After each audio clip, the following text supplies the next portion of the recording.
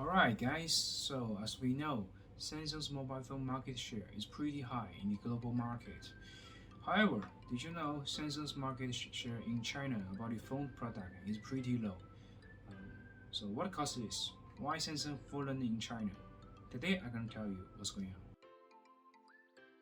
So if time back to the 2012, that time we only have few brands in Chinese market like Sony Ericsson, HTC, Samsung, and otherwise it's about the iPods or iPhone. And at that time, iPhone is very expensive for most of the Chinese customers. And the Samsung, I think is probably a cost performance choice. You get the decent price and you got very high performance at that time.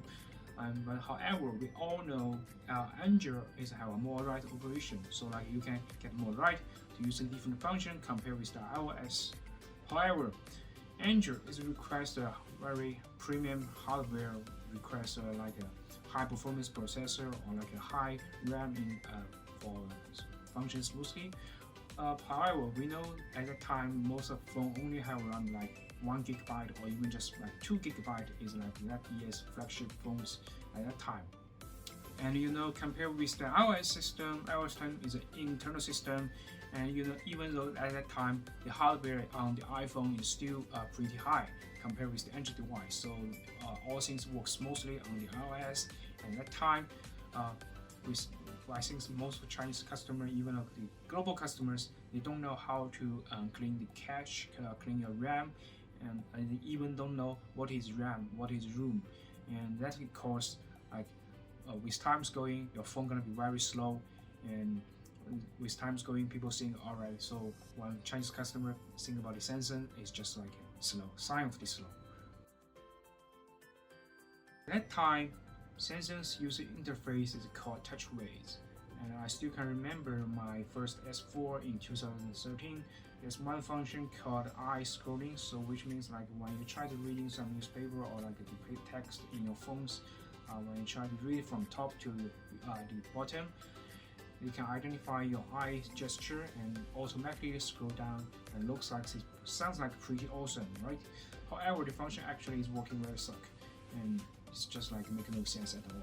And even though you can say that is a process about how Samsung making something new, making innovation, but it's just like this device become more slower or more easily become more slower than other company devices in the market.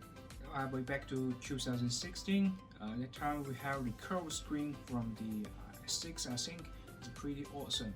However, still like because of the slowly of TouchWiz, Chinese customers still don't want to buy it. Alright, so one time back to 2016, that time the Huawei, the Oppo, Xiaomi, and like Vivo, this Chinese brand just joined this Android market. And we know that for 2016, Android already have such more evolution, like different versions coming, and the internal structure is become more better, far way better than like 2011, 2012. And that time, like people have the past dependency. Chinese customers think like the Samsung still is a sign of the slowly phones, and the phone is not like a car or maybe like a horse. It's something just like you can easily buy something new to instead of it. So there are some customers start try to using the Chinese brand phones, and actually they find, well, the Chinese brand phone is working smoothly. It just better than the old phone, and or maybe better than their old Samsung phone. So at that time, Samsung lose some market in China. Then we move into 2017, Samsung launched the Note 7.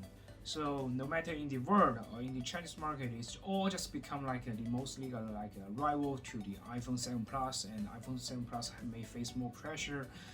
However, we all know like what happens on the Samsung Note 7 after its launch, after people can buy it. It's gonna be explosion. And Samsung using Plan A for the global market, expect Chinese market. For Chinese market, they're using the Plan B as a main battery provider. But no matter which provider Samsung choose, they all Samsung Note 7 is just easily can be explosion. However, so if you are an overseas market user, You can easily get compensation or return your device from Samsung customer service team.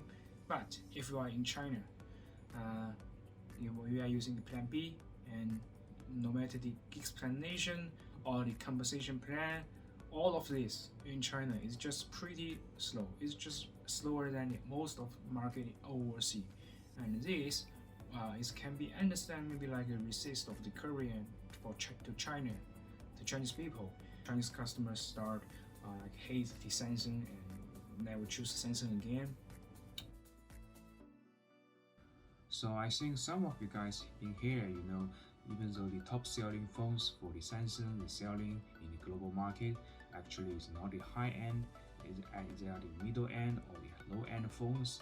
And but we back to Chinese market, we don't have such more middle end or low end options like the A series or J series. We only have like a few A series product can choose, and for the otherwise it's the flagship like the S series.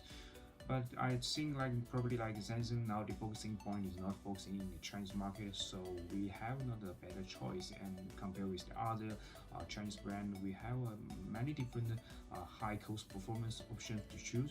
So that's the other factor to impact the Samsung selling in Chinese market. And then we going to like the 2019, I think. At that time the S10 was launched, and I still can remember like Samsung trying to make more localization services against the Chinese mobile phone brand. Well, even though like the Samsung does localization service pretty well in the like European market or American market, however Chinese market is complex, so they are not Chinese customers, and I don't think that they pay more attention or pay more effort in Chinese market. The localization services they did in here is still have a far away distance compared with the Huawei or Xiaomi or Oppo. So from this aspect, Samsung lose some market again. And that's today's video for sharing why Samsung was following Chinese market. And I hope you guys love my video. And for currently, I'm using the Samsung Galaxy S21 Ultra. I'm already using Samsung phone for around like probably 4 years or maybe 5 years. And if you guys have some feeling about this video or want to hear some sharing about my review about this Samsung Galaxy S21 Ultra, the Chinese version, you can leave a comment in the below, and maybe I will try to make another new video in the next. And we'll see you guys next time again. Alright, bye.